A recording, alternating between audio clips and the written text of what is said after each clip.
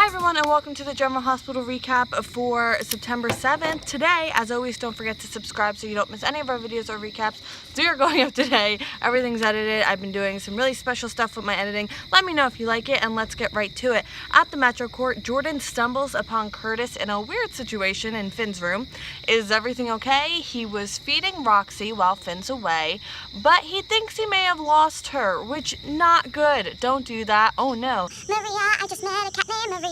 He's stressing himself. Jordan tells him to start from the beginning.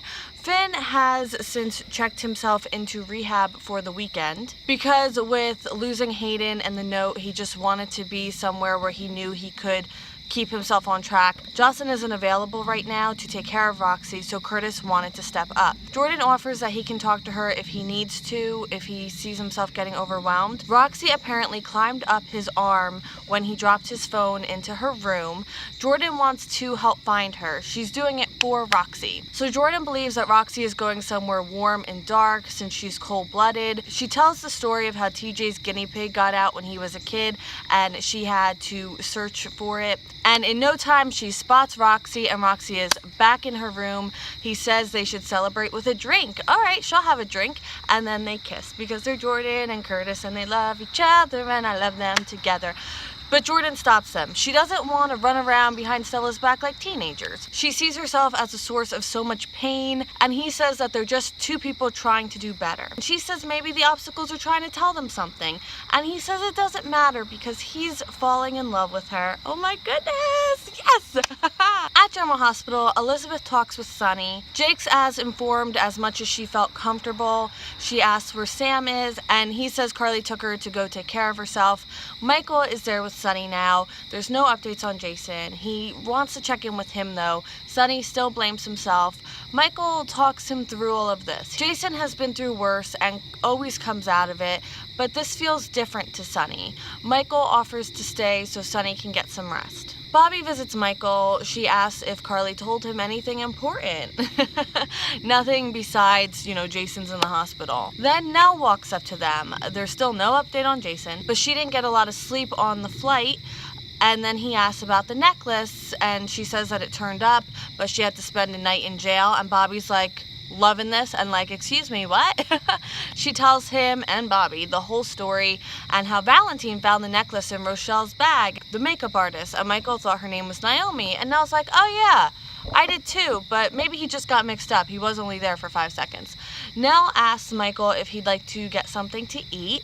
He would, and Michael is going to stay there with Jason. At the chapel, Carly is in the chapel. She's thankful for God standing behind her and finding justice for Morgan and helping put her family back together. But she has to ask another favor, and it's not for her. It's for Jason's family, for his kids. Please help him through this. Carly talks about the series of unfortunate events that led Morgan into the car. If one thing had been different, so much would have been different. And also with Jason, what if he had stayed Jake Doe? What if he never remembered? And with Sunny, she's the one who kept pushing for him to leave the business. What about that series of unfortunate events? Hashtag watch that on Netflix because it's amazing. Sunny comes in. There's no updates on Jason. He tells her Michael has come back. Danny had a lot of fun at the water park. Sunny says if anything, all of this is his fault, not hers. He knew deep down leaving the business wasn't realistic. He made a lot of promises, and after all this, he has to stay in the business. There's no getting out. He needs to be in a position of strength. He can't afford to be seen as weak again. He tried. He wanted to do it for her, for them, but he can't do it. No matter how deeply he wants to, he can't. He has to recommit himself. He doesn't blame her for not wanting to be a part of it, though. He has to do what's right, and he will let her go. He starts planning like they were proceeding with the divorce, and she's like, no. I'm not leaving, especially not now. The cycle of violence can't be broken, but what he has to do and what he can do is make sure he's on top so that no one can come close to his family, and she is absolutely here for him. He hates that she's a target though, but she's in a way made peace with it because she knew what she was getting into. Things will be different. There'll be no more secrets, and she's going to be in the loop this time. But he won't make her an accessory, and she's like, look, I know, but they'll figure it out together. This is their life. And also, she can't testify against him in court if they're married, so would she be an accessory? At Elizabeth's place, Franco questions where this mystery kid went if he didn't imagine him, because he's looking at the pictures. Jake comes downstairs. He's worried about his dad. Franco talks with him. He tells him it's better to wait here at home and not in the hospital, and Jake went on WebMD and looked up comas on the internet and has scared himself. And then Jake sees the picture that Franco was looking at of the kids, and Franco says it's comforting to look at a picture in tough times. It's very grounding. And then Jake asks for help with something. Monica dropped off old pictures for Jake to scan into the computer, old family pictures of his dad and stuff like that. And he wants to get it done by tonight, and Franco's like, all right, let's do this. He finds an old picture of Jason. Elizabeth comes in the door. Jake asks if his dad is okay, and she says yes, he's still sleeping. He tells her about the scanning in the pictures project. He's going to take it upstairs to finish up. Franco asks what's wrong because she's kind of upset, and she's just overwhelmed by the fact that she gets to come home and everyone is safe, and Sam doesn't get that. She's stuck in this limbo, and she doesn't know what's going to happen, and she's part of the reason Sam lost time with Jason. She stole time he could have had with his family. What if his time runs out now? How could Sam or Danny ever forgive her? How could she forgive herself for taking that time away from them? And Franco's like, what if Jason had come back and remembered everything immediately and got shot instead of Duke? It's all what ifs, and you can't do that to yourself. What happened, happened, and all you can do is look into the future. Well, look to the future, not like be a clairvoyant and look into the future. Although, ask Olivia, she'll do it for you. He tells her that Jake is scared and needs her. He has turned to the internet. And if she's struggling, then he'll be strong for her if she needs that. Back at General Hospital, Carly comes back. Michael has since left with Nell, and Bobby wants to talk about Nell. Carly says this isn't the right time, but Bobby is worried. Nell has used a family crisis before as an advantage to hurt this family. What if she does it again? Bobby tells her about Nell's visit to Morocco, and there's more red flags for Bobby now. At the boxing rink, hey, I remembered. That's still not the name. Ava is lashing out at Griffin. She says there's nothing more, and he wants her to stay. He doesn't want to leave things negative between them. She takes some blame for herself. She says Griffin has a savior complex, and she doesn't want to dissect what just happened. She doesn't want to go into it. The way she sees it, she put herself on the line, and he rejected her, and it hurts. Maybe she took it too far. Maybe. She owns that, but he must have done something for her to misread. He says she's right. He is to blame for this too. Maybe in a different world there would be more to explore between them, because he did feel their connection, and honestly I don't understand it at all. But he can't. He took vows. She's not satisfied with his apology though, and she brings up Claudette again. Where were his vows then? And I'm sorry, she is cruel. He says what happened with Claudette was a mistake, and he's so ashamed. And then Ava accuses him of lying. Not only lying to her, but lying to himself. In all honesty, would he have walked away from Claudette if she had left Nathan for him? She's betting the priesthood isn't for him. Why Claudette? Why could he think about walking away for Claudette but not Ava? Why could she make him leave and not her? And Ava says it's because of her face.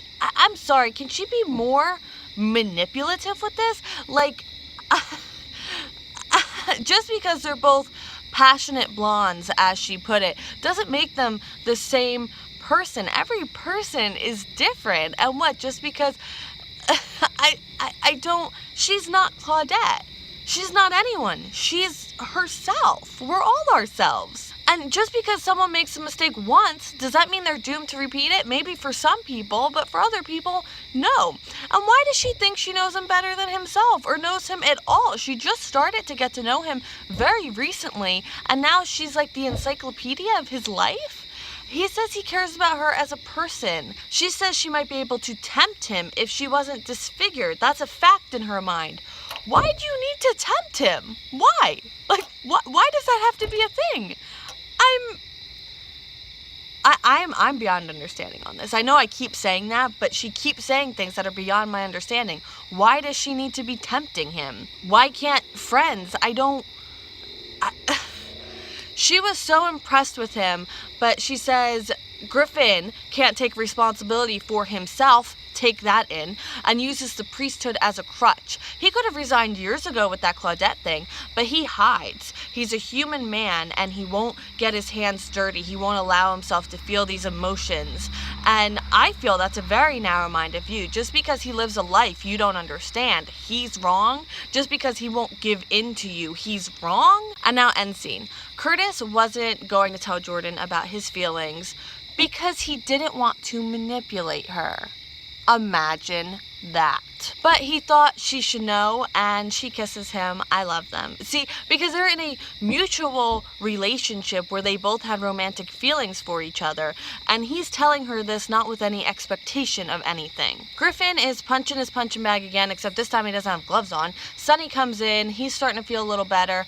Griffin has been monitoring Jason. He's very sorry, and he's waiting for some more test results. Ava calls Valentine. She wants to talk to him after all.